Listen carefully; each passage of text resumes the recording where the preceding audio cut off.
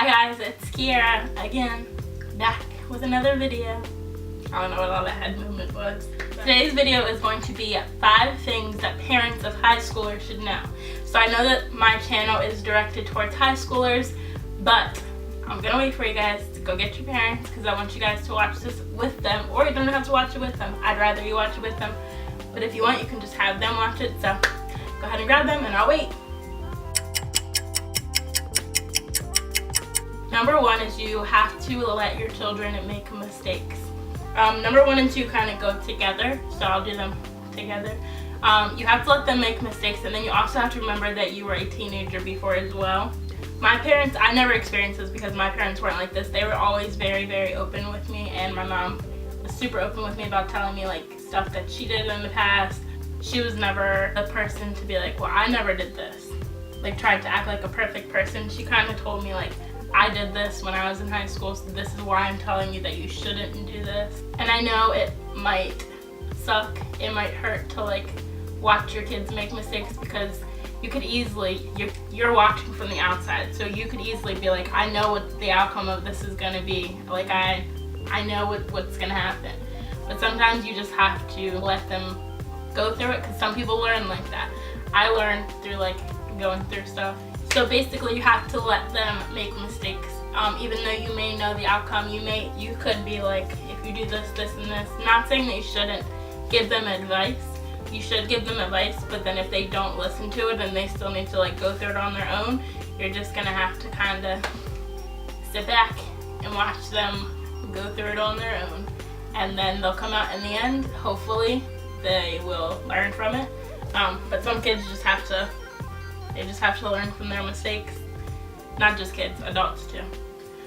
Number 3 is that was number 2. Number 1 and 2 kind of combined, is you have to let them make mistakes, and then you have to remember that you were a teenager before and be open with them. Number 2 is they do want your advice. I think not a lot, but there are some parents who assume that their parents, I think a lot of parents assume that their kids don't want advice from them. And also, even though this video is for the parents to the kids, make sure that you do ask your parents for advice, because sometimes they may think the way that you come off sometimes may be a little like standoffish. Not everyone, but some high schoolers tend to be standoffish, and they're like, I don't want my parents' advice, I don't want to learn from him. But that's also why on the parents' end, you have to be open with them, because if you're telling them, don't do this, don't do that, but you didn't tell them why you're telling them that, like, I did this in high school, this is why I'm telling you this, then your kids are going to be like, I don't want to know from you, you've never even been through this, you don't even know what you're talking about. So that's why you have to be open with them. Number 4 is be mindful of what you say about your children and to your children. This is also something that I didn't have to deal with because my mom was very conscious of like what she said to us and what she said about us and what she said around us. If you're constantly like telling your kids you're dumb, or even like jokingly, like if they come to you and they ask you a question and like, oh my god, you're so dumb, that's gonna like seep into their subconscious mind, and like eventually they're gonna start to believe that they're dumb. Whatever you tell your kids is what they're going to be. So if you're constantly saying they're dumb, they're stupid, they're gonna be dumb and stupid. If you're constantly saying you don't do anything around here, like guess what, they're not gonna do anything around there. You have to speak things into existence. Your words are very, very, very powerful. So you have to make sure that you speak things into existence, especially for your children. You are like you're their biggest influence. You are the person who they're gonna look to. So if you're telling them that they're dumb, that's what they're gonna believe. But if you're constantly telling your kids like you're smart, even if they are not making the smartest decisions, don't ever call them dumb. Make sure you're telling them like you're smart, you're smarter than this, or just make sure that you're watching what you're saying to them and about them. And number 5, I think this is a really important one for not even just kids in high school, but parents in general. Make sure you stick to your word / punishments.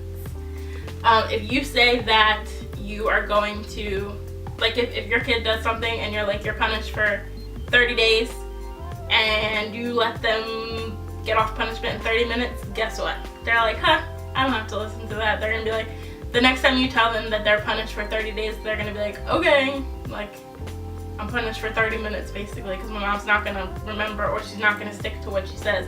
You have to make sure that you're not a lazy parent. You have to make sure that like you are sticking to what you're saying, because your kids remember. If you aren't sticking to what you're saying, your kids are going to remember that.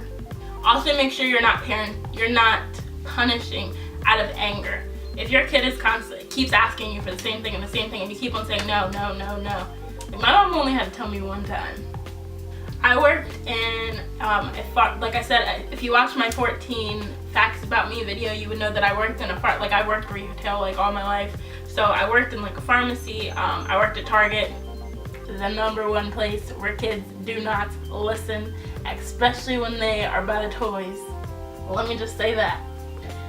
But I've seen a lot of parents like punish out of anger. And that does nothing for your child. That is not going to make them listen. If your kid keep on having to say no, and then eventually you're just like, oh, yeah, just get it. They're gonna know that for the next time they can do whatever they want. They do not have to listen to anything that you say, and they know that your no really means yes. Your no really means, if I keep asking, I'll get it eventually. I just have to get on her nerves enough to get what I want. They'll remember that. If you do it once, they'll remember it. As far as high schoolers go, just make sure that you're sticking to your word. So basically, if you take their phone from them and you tell them you'll get your phone back in, let's say, you say you'll get your phone back in 1 week, don't get them that phone back before that 1 week is over. I don't care how much they beg you, I don't care how much they have an attitude with you, just let them have the attitude with you for the week. Let them keep that little attitude. They can be mad at you, they can not talk to you for that week. You may want to give them their phone just to like end the whole like them being mad at you, them not wanting to talk to you. But I promise you, I promise, it'll benefit you. Not only you, but it'll benefit them in the long run, because then they will know when my mom says something, she means it. It'll benefit you because you're not going to be stressed out. So those are just 5 things that I wanted to tell high school parents that they should know about their high schoolers, especially if your high schooler is your only high schooler or this is your first child going into high school. I know that there's no like parent manual or parent book, so I think it's helpful to have it coming from someone who was in high school, something that my parents knew or something that I wished they knew when I was in high school, to help them be a better parent to me.